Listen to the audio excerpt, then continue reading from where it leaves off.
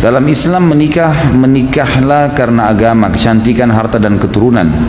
Jika akan menikah, apakah sebaiknya dilakukan cek pemeriksaan medis kedua pasangan untuk mengetahui ada tidaknya penyakit seperti kista atau miom, perbedaan resus darah plus dan minus atau positif negatif yang dapat mempengaruhi mendapatkan keturunan, atau lillahi ta'ala. Karena ada saudara anak yang menikah, ternyata setiap punya anak sudah 3 kali berturut-turut, umurnya tidak lebih dari 5 tahun lalu meninggal. Setelah diteliti ternyata adanya resus dan tidak bisa disatukan dari pasangan tersebut. Ada juga yang ternyata di rahim istri ada kista dan miom. Ada juga karena pergerakan sperma suami yang lambat dan faktor-faktor genetik. Bagaimana menyikapi hal ini? Sebenarnya bukan harus ya, boleh saja, kan? Kalau dalam hadis sebenarnya bukan menikahi karena agama, karena kecantikan, harta dan keturunan, tapi itu opsi pilihan. Ada yang opsi pilihan seperti misalnya kecantikan dan harta ini opsi pilihan. Tapi kalau agama dengan keturunan ini memang perintah, jadi kan memang harus dibedain. Seperti sabda Nabi SAW, kalau datang kepada kalian, kepada wanita dan walinya yang kalian ridhoi agama dan akhlaknya, maka terima lamarannya. Kalau tidak, terjadi kerusakan di muka bumi. Berarti di sini tidak ada opsi nih, penekanan harus dipilih, gitu kan? Kalau datang yang soleh, diterima lamarannya. Laki-laki juga begitu, perempuan dinikahi karena kecantikan, karena keturunan, ya, karena harta dan karena agama. Tapi dahulukan agama. Ada perintah penekanan masalah agama. Tidak ada opsi di sini. Ya, tapi yang 3 tadi, keturunan, agama, keturunan, harta dan juga kecantikan fisik ini adalah pilihan. Ya, ada opsi-opsi di situ. Tapi kalau agama nggak ada opsi, jadi kita bedain di sini ya. Termasuk masalah keturunan sebenarnya betul, itu bukan opsi ya, tapi dia memang satu hal yang memang harus diperhatikan. Kalau sekarang sudah ada teknologi canggih bisa periksa, sangat bagus ya, sangat bagus. Tapi itu bukan suatu hal yang harus diharuskan ya. Kalau dalam Islam sudah diajarin caranya untuk mengetahui orang ini subur atau tidak, itu kan sudah dilihat dari keturunan orang tuanya, dari jalur orang tuanya. Saya sudah pernah sampaikan, salah satu metode untuk ta'aruf dalam Islam, 3 hal: melihat fisiknya yang menarik buat kita, yang dibolehkan wajah dan telapak tangan. Kemudian kita melihat untuk mengetahui nanti gen kita ke bawah keturunan, baik itu secara fisik subur atau tidak, atau secara karakter. Kita cukup melihat keluarga ayahnya, keluarga ayah laki-laki dan keluarga ayah perempuan ini dilihat. Kalau umumnya mereka subur, punya keturunan banyak, gitu kan, secara fisik kita lihat mungkin orangnya kita ingin keturunan kita nanti tinggi besar atau berkulit putih misalnya, itu semua dari gen ayah, jalur ayah si perempuan dan jalur ayah si laki-laki. Kalau karakter, jalur ibunya, ya, jalur ibu si istri dan jalur ibu si suami, itu sudah cukup sebenarnya, sudah cukup.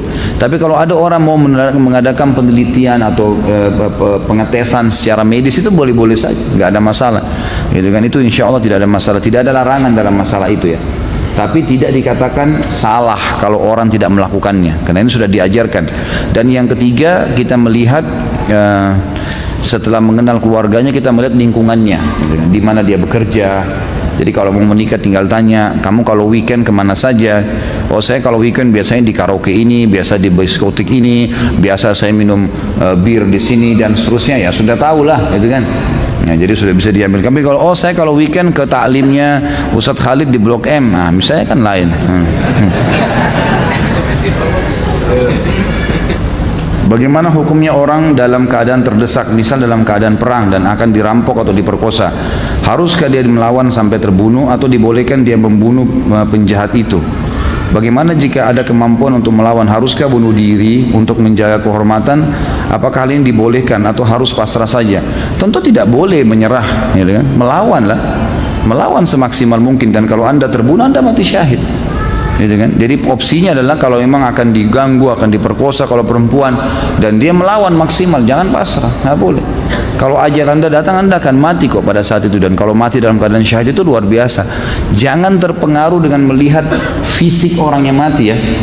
Seperti kasus orang yang kemarin di Masjid Haram kena mati, itu matinya hari Jumat, lagi sujud, lagi haji, luar biasa itu. Artinya gini, saya sampaikan ke jamaah pengajian saya, ada yang sampai nyorotin Saudi buruk dan segala, kok bisa?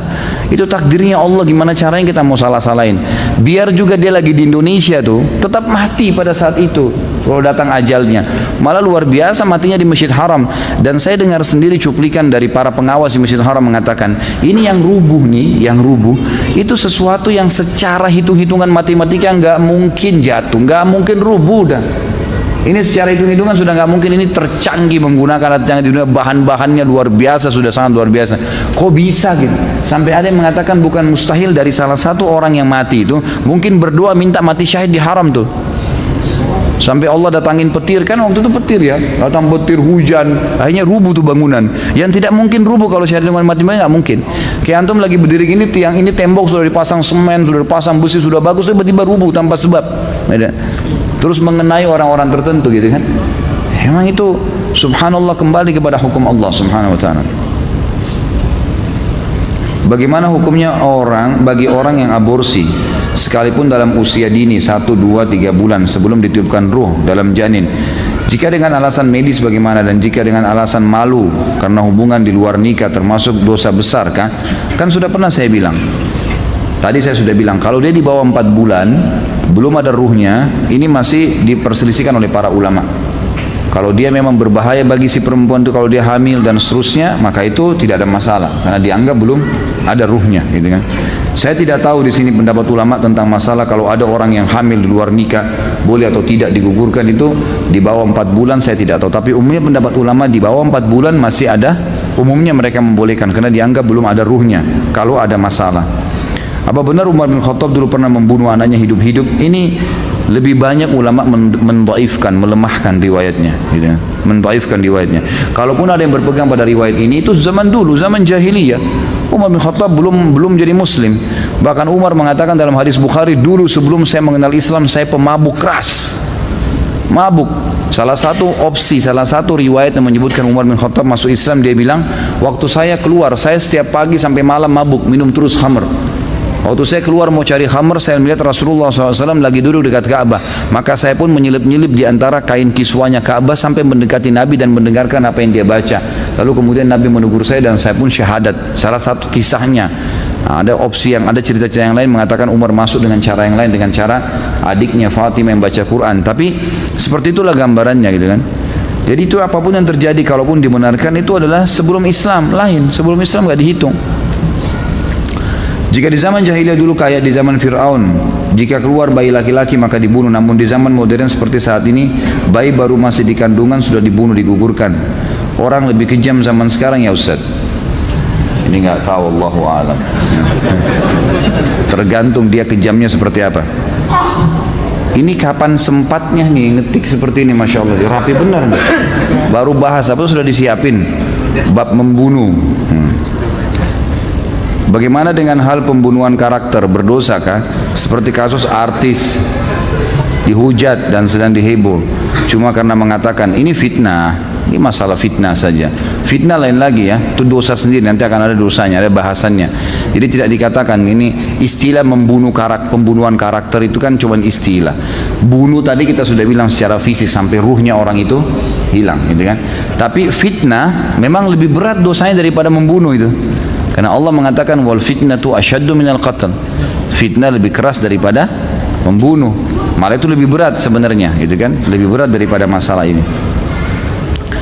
Kalau masalah mengirim al-fatihah untuk orang mati dipermasalahkan, bahkan dikatakan penganut Wahabi, sedangkan dengan ada ustadz kawakan di TV yang mengatakan Nabi tidak dijamin masuk surga dan tidak wajib pakai jilbab, malah diam-diam saja. Gini loh, kalau saya pribadi nggak usah terlalu terpancing dengan apa yang sedang ada, gitu ya. Ini proses, ya proses. Nanti masyarakat bisa bedain kok. Kalau menurut saya nggak usah ikut-ikutan, sudahlah. Biarkan saja berlalu mereka berbicara. Kita sudah tahu mana yang benar, mana yang salah, gitu kan. Udahlah, untuk apa habisin energi kalau saya itu untuk ribut-ributan, jor-joran. Kalau saya melihat malah ini banyak orang awam di Indonesia yang tidak mengerti, malah sekarang bertanya, oh begitu ya, malah mereka jadi mau belajar gara-gara itu kan. Jadi itu cara Allah subhanahu wa ta'ala. Apakah menyuntik mati termasuk dosa besar? Misal kejadian karena sakit yang diderita oleh pasien dirasakan orang keluarga dokter yang melihatnya nggak tega, maka pasien tersebut lalu disuntik mati. Lalu bagaimana jika kasus dokter malpraktek karena salah diagnos, salah obat yang menyebabkan kematian, berdosakah? Tentu saja kalau kalau dia disuntik mati, dosa, nggak boleh itu. Dokternya dosa, keluarganya dosa. Tentu saja tidak boleh, ya, tidak boleh sama sekali, itu dilarang, ya, tidak boleh sama sekali ini. Kemudian kalau masalah bagaimana kalau ada dokter yang salah diagnosa, itu ijtihad, ya, dia tidak dosa insya Allah. Kecuali kalau dia bodoh, dia nggak tahu tapi sengaja mau tahu, nah, tunjukin kalau dia tahu akhirnya orang jadi mati, nah itu baru berdosa. Tapi kalau dia ijtihad, dia berusaha, dia kasih obat, kemudian salah, dia tidak tahu mungkin tanggal obatnya tertulis masih utuh tapi ternyata sudah expire dan seterusnya, dia tidak sengaja, maka tidak masuk insya Allah. Ustadz, pertanyaan 3 in 1, singkat, padat tapi banyak. Jika makmum terlambat masbuk di masjid tapi sholat berjamaah sudah selesai namun ingin mendapatkan fadilah berjamaah, jika ada satu orang yang sedang sholat sunnah ba'diyah, bolehkah kita menjadi dia? Bolehkah jadikan dia imam? Haruskah kita tepuk bahu dia atau merapat saja di sisi kanannya? Bagaimana jika kita jumpai sudah di posisi tahiyat akhir, apakah kita langsung ikutan saja tahiyat akhir dengan niat di hati sholat wajib? Saya ingatkan kembali, ya, pertanyaan kita, bahasan kita masalah membunuh, bukan sholat, ya. Itu nanti ada bahasanya sendiri sholat, jangan ditanya tumpah tindih nih. Jadi di sini tentu saja tepuk dia untuk memberikan isyarat. Dia berdiri atau dia duduk, supaya dia tahu. Yang tiba-tiba dia kaget ada orang di sebelahnya gitu kan. Jadi ditepuk saja, memberikan isyarat. Masalah dia terima nggak terima jadi imam, mungkin karena tidak paham, itu nggak apa-apa. Yang penting antum sudah kasih isyarat. Termasuk kalau dia tahiyat terakhir, tepuk pundaknya, langsung takbir, duduk tahiyat sama dia. Karena memang dibolehkan mengikut orang yang sholat wajib, boleh ikut. Antum masuk di masjid, imam lagi sholat tarawih, kita belum sholat isya, jangan sholat sendiri, ikut sama imam. Karena boleh orang yang sedang sholat sunnah di belakangnya orang sholat wajib niatnya. Karena pernah terjadi zaman Nabi SAW dalam hadis Bukhari, Abu Bakar pernah sholat menjadi imam dari sahabat yang belum sholat berjamaah karena dia datang telat dan dia sendirian. Waktu Nabi SAW bilang siapa yang mau bersedekah buat dia, saudaranya ini, maka Abu Bakar berdiri. Abu Bakar menjadi imam, padahal Abu Bakar sudah sholat tadi. Berarti hukumnya sudah sunnah bagi Abu Bakar tuh. Tapi karena dia lebih afdal, maka dia pun akhirnya menjadi imam. Ustaz, mohon doakan kesembuhan orang tua saya yang sedang sakit dan seluruh kaum muslimin yang sedang ditimpa musibah baik di Indonesia, ada yang sedang menjalankan ibadah haji, semoga diberikan ketabahan. Apakah orang yang putus asa karena penyakit yang dideritanya atau orang tua tak kunjung sembuh, kemudian beliau berkata, jika seperti itu rasanya saya ikhlas mati saja, bolehkah beliau, berdosakah beliau, bagaimana menasihati supaya tetap semangat hidup? Tentu saja semoga Allah Subhanahu wa taala menyembuhkan semua orang yang sakit dari muslimin, mengangkat masalah-masalah yang sedang dihadapi, dan itu terus kita doakan. Saya juga mengajak diri saya dan teman-teman sekalian untuk rajin berdoa. Itu harus kita lakukan memang, ya. Semoga saja dikabulkan apa yang dikatakan tadi. Kemudian kalau orang yang sakit dalam kondisi betul-betul dia parah, maka ada hadis Nabi SAW yang berbunyi, jika seseorang, kata Nabi SAW, di antara kalian, janganlah seseorang dari kalian berharap kematian, meminta kematian. Tapi kalau dia betul-betul dalam kondisi tidak bisa tahan, dia mengatakan, ya Allah, hidupkanlah saya kalau mati lebih baik buat saya, dan matikanlah saya kalau mati lebih baik buat saya. Itu yang boleh dikatakan. Atau kurang lebih hampir sama dengan apa yang dikatakan tadi di sini. Mana yang saf lebih utama jika ada 2 lantai masjid, saf terakhir di lantai bawah atau saf pertama di lantai atas? Saf pertama, walaupun di lantai atas. Jadi tetap saja asal dia bersambung, tinggal di bawah atau di atas itu sama aja. Jika ada 2 handphone baru, yang lama mana yang akan dipilih? Mustahil yang lama akan dipilih, pasti akan dianggurin, dibuang. Apa ini? Mustahil bisa adil. Apa yang ditanya? Jika berlaku adil adalah hukumnya wajib, untuk apa menjalankan sunnah yang jika dikerjakan malah bisa menjerumuskan ke hal yang menyebabkan seorang menjadi tidak adil? Begitulah pernyataan balik yang dilemparkan istri kepada suami ketika sedang mendengarkan ustadz menjelaskan poligami. Bagaimana menyikapi pertanyaan ini? Maaf ustadz, ujung-ujungnya bukan cari gara-gara. Gimana tuh Pak Yoyo? Jelas-jelas cari gara-gara, ya. Jadi sabar aja, gitu kan. Begini aja, ini selalu poligami. Ini teman-teman yang mau poligami harus jadi ahli perayu. Belajar merayu dong.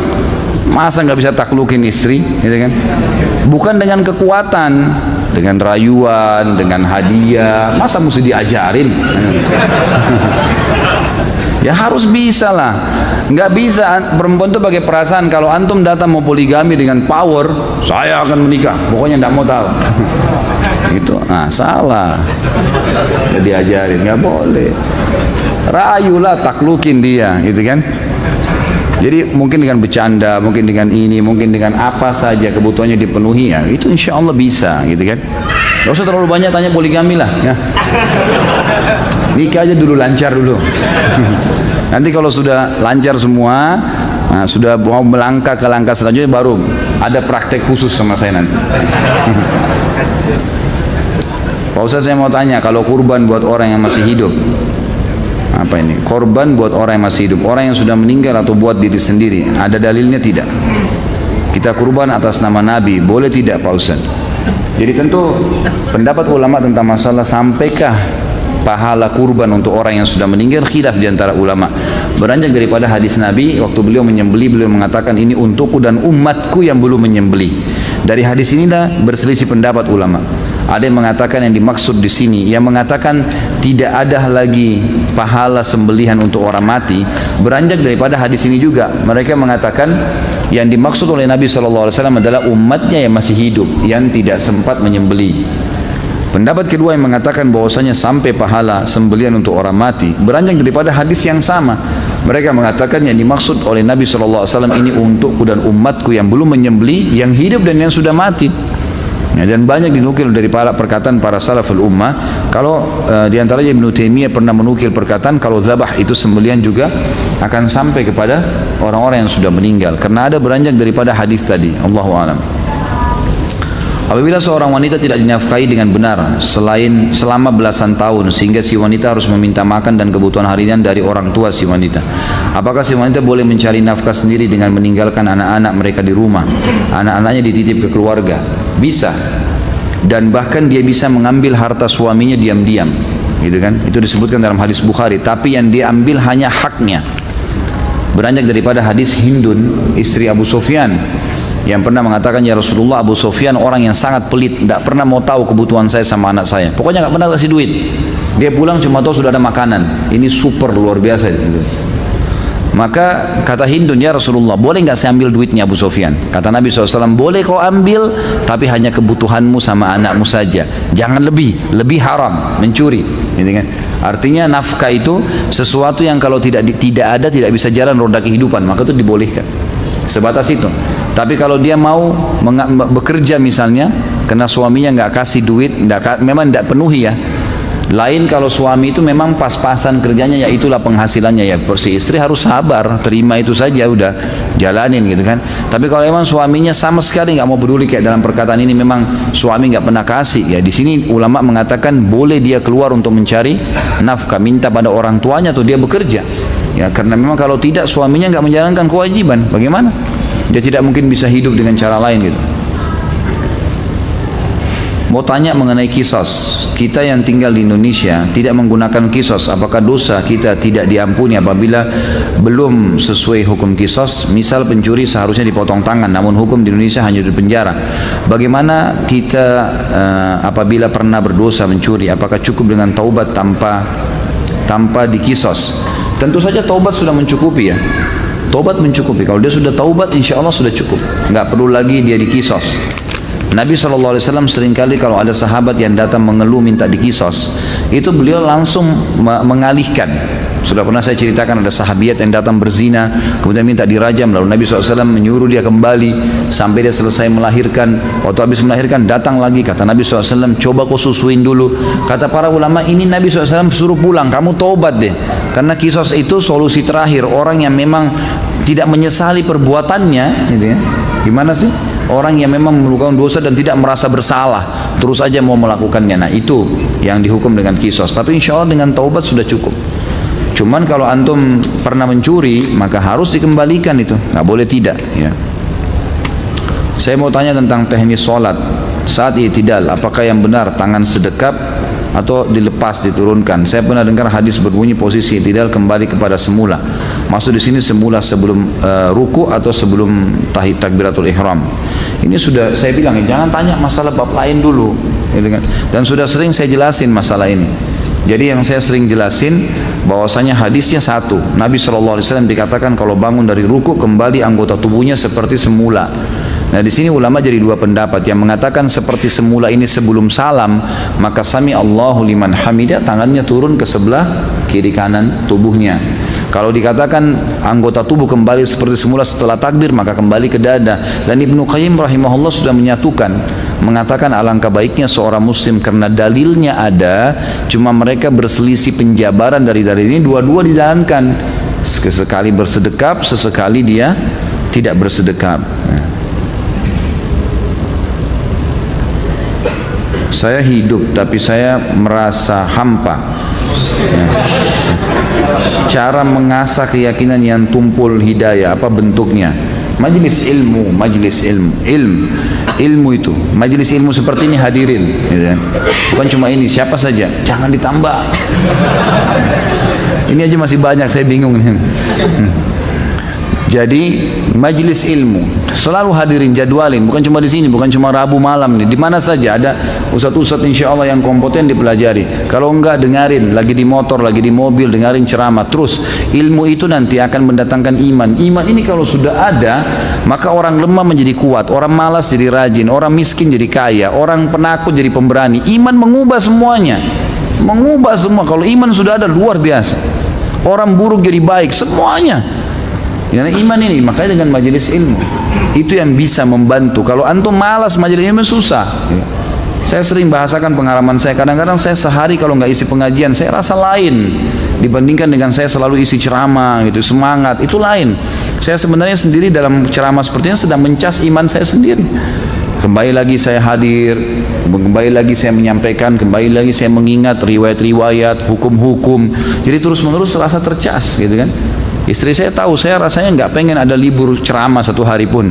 Jadi walaupun dalam satu hari cuma sekali saya ceramah. Kalaupun saya di rumah, saya berusaha kadang-kadang kalau waktu lowong saya balas SMS atau WhatsApp di mana orang bertanya agama. Jadi tersibukkan dengan itu. Ya, majelis ilmu itu penting. Ilmu itu yang bisa membentuk keimanan, dan iman kalau sudah ada, aman semuanya. Semuanya bisa berubah. Kapan baiknya anak laki-laki disunat atau dikhitan? Bolehkah sejak masih bayi? Jika sudah dewasa belum dikhitan, apakah tetap harus dikhitan? Apakah anak perempuan juga dikhitan? Karena saya pernah membaca hadis khitan disunnahkan bagi kaum laki-laki dan mulia bagi kaum wanita. Sahihkah hadis ini riwayat Baihaqi? Maka di sini wajibkah perempuan dikhitan disunat juga? Tapi saya tidak tahu bagian apa yang mau disunatnya. Baik. Tentu saja boleh, kapan saja dikhitan. Kalau anak saya khitan dari bayi. Kalau anak saya pribadi, itu dari bayi sudah saya khitankan, yang laki-laki, dan alhamdulillah sangat baik, gitu kan, sangat baik. Yang saya tahu juga di zaman Nabi SAW itu bayi biasanya baru lahir sudah dikhitan, dan itu jauh lebih baik, ya. Dia tidak terlalu merasakan sakit seperti kalau dewasa, gitu kan. Dan juga ternyata disurvei pertumbuhan badan dan fisik mental orang yang dari bayi disunat itu lebih baik, ya. Maka ini tentu lebih baik opsinya. Kalau perempuan apakah dikhitan, ini khilaf di antara ulama. Ada yang mengatakan dikhitan, ada yang mengatakan tidak. Kalau hadis Baihaqi dihasankan oleh para ulama tadi yang disebutkan, maka ada yang mengatakan dikhitan. Tapi khitannya, khitankan itu sebenarnya artinya memotong sesuatu dari kemaluan, gitu kan? Makanya dikatakan laki-laki dikhitan dipotong kulit bagian atas. Kalau perempuan pun seperti itu pemahamannya kalau secara etimologi. Tapi ternyata para ulama mengatakan khitan perempuan berbeda. Ya, itu dibersihkan di bagian tertentu, dan itu biasanya memang bagian bidan, suster di rumah sakit kita sudah tahu, gitu. Saya juga punya anak perempuan dan saya tanyakan ke istri saya, maka dia mengatakan anak-anak perempuan ini biasanya bukan seperti laki-laki, tidak dipotong sesuatu tapi dirapikan dengan cara mereka lebih mengerti, gitu kan. Allahu alam, saya juga tidak tahu bagaimana, tapi yang jelas seperti itu jawaban dari dokter atau bidan yang ada di rumah sakit pada saat anak saya dikhitan. Ada jenis tanaman hias yang memiliki kadar racun tinggi dan sering dijual di pasaran. Tanaman ini juga sering dijadikan buat mainan anak-anak kecil di kampung. Apakah menanam tanaman ini bisa tergolong membuka pintu untuk membunuh? Tentu saja kalau memang kita tahu itu berbahaya, ya, maka itu tidak boleh. Sebaiknya memang dijauhi, dihindari. Kalau kita sudah tahu, kita sengaja, apalagi membiarkan orang sampai mengkonsumsinya, berarti kita menjadi penyebab. Pokoknya kita jadi penyebabnya, kita juga terlibat di situ. Saya ingin membuat kaos tulisan hadis atau potongan ayat Al-Quran dengan bahasa Inggris dan menjualnya. Apakah boleh? Boleh saja, boleh saja, tidak ada masalah. Tapi konsekuensinya, kalau hukumnya, bolehkah menulis ayat di baju, bolehkah menulis ayat di papan, ya, di spanduk, di apa saja, boleh, hukumnya boleh, gitu kan. Tapi di sini dilihat adabnya. Kalau dia menulis ayat-ayat tersebut, apalagi di kayak baju kaos yang akhirnya dipakai ke kamar mandi dan seterusnya, di WC, maka itu tidak dibolehkan, ya kan? Kalau sampai dia pakai ke WC atau nanti orang yang pakai tidak bertanggung jawab malah diolok-olok ayat-ayat, itu lain. Tapi hukumnya saya tahu saya boleh. Bahkan termasuk kalau dia masuk kamar mandi misalnya dibuka dulu sama dia, itu lain, tidak ada masalah. Nggak ada sesuatu yang salah di situ. Bahkan sekarang memang kalau saya pribadi, saya mendukung kalau ada baju-baju kaos yang ditulis dengan simbol-simbol Islam, ya. Aku cinta Allah misalnya, aku cinta Rasulullah SAW, aku cinta dengan Islam, atau apalah kata-kata positif yang memang menunjukkan kekuatan Islam, ada cintanya kepada Islam, itu boleh-boleh saja. Setahu saya nggak ada masalah. Apakah kakek atau adik buyut itu termasuk kategori silaturahim? Tentu saja. Semua yang punya hubungan darah, ke atas, ke bawah, ke samping, kiri kanan, semuanya, kakek, nenek, ke atas, saudara-saudaranya semuanya, kemudian anak, cucu, dan semuanya yang berhubungan dengan mereka, kemudian saudara, saudari, paman, tante, semuanya itu yang punya hubungan darah. Apakah menjual alat musik untuk keperluan mendadak diperbolehkan? Setahu saya tidak boleh alat musiknya, haram. Satu-satunya cara, ada pendapat ulama yang mengatakan kalau tadinya orang itu pemusik, lalu dia taubat, alat musiknya dijual kepada orang kafir, bukan kepada orang muslim lagi, yang dasarnya dalam agama mereka itu tidak ada masalah. Kemudian danahnya dia kembalikan uang dia, uang modal dia yang dasarnya dia pakai beli alat itu jadi halal buat dia. Tapi kalau dia transaksikan, dia jual beli alat musik, ini nggak boleh, masuk dalam kategori yang dilarang. Bolehkah menghibahkan kucing dengan meminta ganti uang makan? Kalau kucing tidak boleh ditransaksikan, ya. Jadi sebaiknya hindari. Jangan diminta balasan, gitu kan. Mau tanya tentang gadai, Ustadz. Kalau ada yang pinjam uang dengan menggadaikan kebunnya kepada anak, nanti setelah orang tersebut belum mengembalikan uangnya, hasil panen kebun menjadi hak siapa? Tergantung kesepakatan. Kalau dia bilang ini kebun saya nilainya 100 juta, ada 100 pohon mangga misalnya, kalau dijual 100 juta, tapi saya butuh uang 10 juta, saya ambil 10 juta, ini tanah saya gadaikan, kamu boleh ambil hasil panennya, kata pemilik kebun. Ya sudah, itu berarti halal. Tapi kalau sekedar digadaikan saja tanpa ada kesepakatan, maka tidak halal. Tidak boleh dipakai tanah itu, tidak boleh diambil hasilnya, tidak boleh disentuh. Gadai. Dan perlu diingat, saya sudah pernah jelaskan, transaksi dalam Islam ada dua macam. Ada transaksi jasa yang sifatnya memang ini saham akhirat, ini investasi akhirat, nggak ada urusannya dengan keuntungan. Hutang dan gadai nggak boleh bertambah, tidak boleh bertambah ini. Utangin orang nggak boleh bertambah, itu jasa akhirat, investasi akhirat. 100.000 ya 100.000 balik, sejuta ya sejuta balik. Nggak ada juga begitu. Kalau dia gadein sawahnya tadi 100 juta, dia ambil utang 110 juta, jatuh tempo setahun dia belum bayar, kita punya hak untuk menjual kebun itu, gitu kan? Kemudian kita mengambil uang kita 10 juta saja, 90 kembaliin ke dia, jangan disita semua, haram itu, nggak boleh. Ada investasi yang boleh kita ambil keuntungan, investasi bisnis, kesepakatannya persentase dari keuntungan, bukan dari modal. Karena kalau dari modal jadi riba. Ini uang saya 100 juta ya, kamu putar silahkan. Saya mau tiap bulan 5% dari modal saya, ini riba, nggak boleh. Saya mau 10%, nggak boleh, penentuan langsung dari modal. Dia tidak mau tahu keuntungan, untung atau rugi, itu nggak boleh. Tapi kalau persentase global dari keuntungan, ini 60, 40 ya, saya 60, kamu 40, tapi dari keuntungan, nah, itu boleh, halal. Termasuk kerugiannya ditanggung bersama sesuai dengan persentase yang disepakati. Jadi kalau perusahaan rugi, maka yang punya saham 40% nanggung 40%, yang punya 60% menanggung 60% gitu.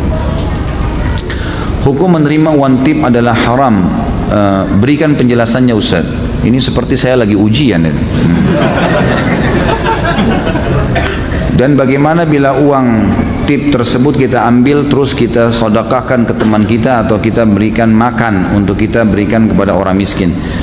Perhatikan ya, tip itu sesuatu yang dikasih sukarela, itu baru halal. Tapi kalau Anda bahasakan tip ini hasil muka masam, atau berusaha untuk membuat orang takut akhirnya orang bayar, haram, nggak boleh. Ya, haram itu. Kalau orang kasih memang karena kita jasa, lagi kerja di rumah makan, kerja di satu tempat, parkir, kemudian dikasih dari dia sukarela, itu halal. Boleh dibeli makanan, boleh ditransaksi, halal. Karena itu sedekah dari orang. Tapi kalau dengan cara paksa nggak boleh.